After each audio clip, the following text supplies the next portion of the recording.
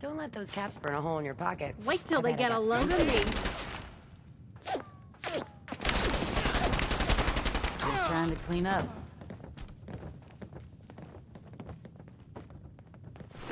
Well, hello there. All the way.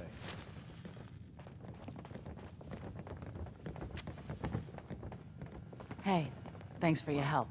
Didn't expect help from a stranger. I don't know what would have happened if you hadn't been here. Those guys were tough. What do you know about them? Most of the words that spring to mind ain't the ones I'd say in polite company.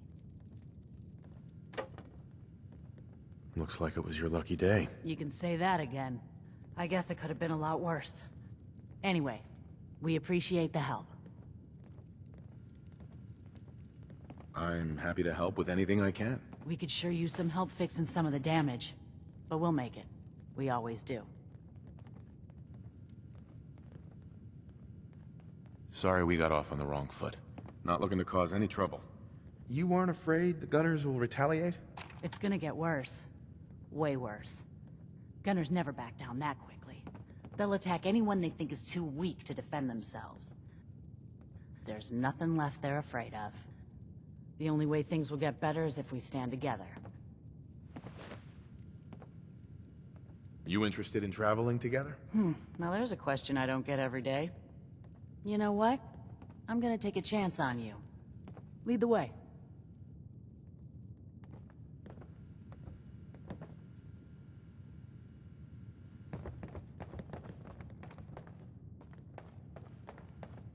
Excuse me.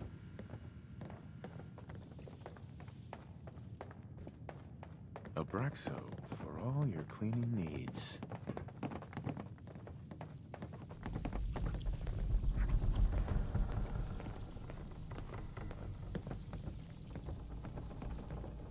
Excuse me.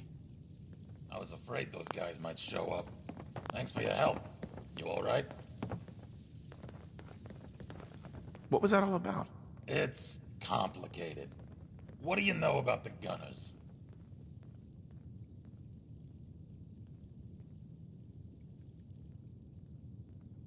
Give me the short version. Alright, I'll sum it up. No one's really sure where the Gunners started out. But something changed about 8 or 9 years ago. Out of nowhere, they started sporting plasma weapons, advanced combat gear, and even vertibirds. Doesn't make any sense. Where did they get all that stuff from? That's a good question. I guess... I don't know. People bitch about the Institute, but look at what's really been going on. Quincy, GNN, Mass Bay Medical, Mass Fusion, 2 vaults, and all the major freeways. It's the Gunners, not the Institute, who've been gaining the most ground in the Commonwealth. How much of a threat are they? No one invests the resources to capture those strategic locations without a larger agenda. Someone's behind it. We're just not sure who or what. At this point, there's not much to keep the Gunners from taking Good Neighbor, Diamond City, or the towns up north. Is there a reason that you're bringing this up? You mean besides the fact that we just got ambushed here in Concord? There needs to be a group to stand up to these assholes. Someone strong, organized, and local. And I'm not talking about the Minutemen.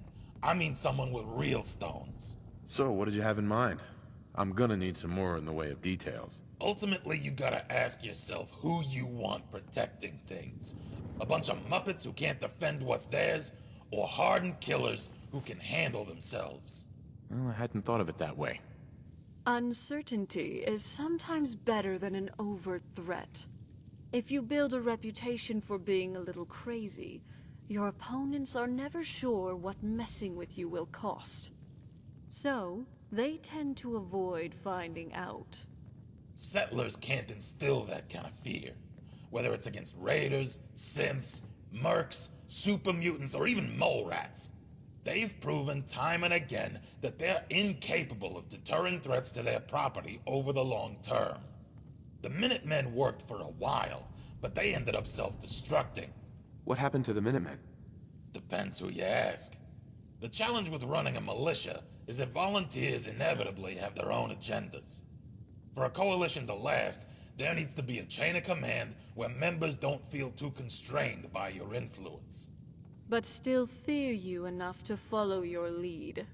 Maintaining morale requires convincing soldiers to think less about themselves and more about the group. Involve them in a cause, a crusade against a hated enemy, and make them see their survival as tied to the success of the militia as a whole. Of course, it's easier said than done. Somewhere along the way, we lost that sense of common purpose. Infighting took over, and the militia gradually splintered into different groups. Some became raiders or joined the gunners.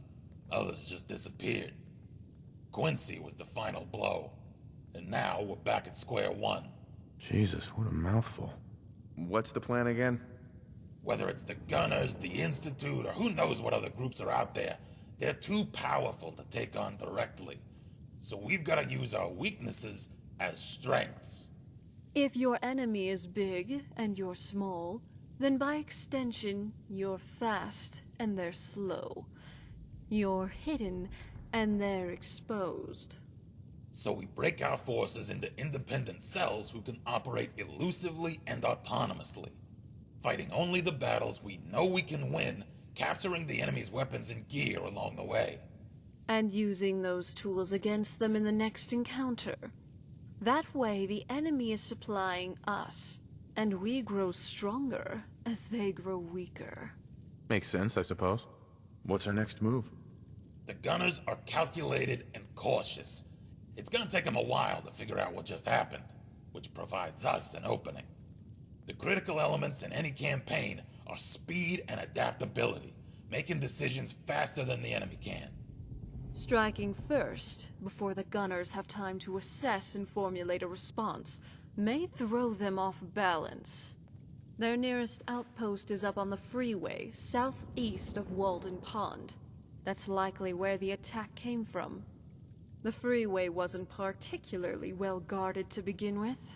Probably even less so after the raid. I want you to head over there, take out their remaining guards, and steal their weapons, so we can fortify our presence here in Concord. Prove to me you can handle that task, and I'll have a larger project for you when you return.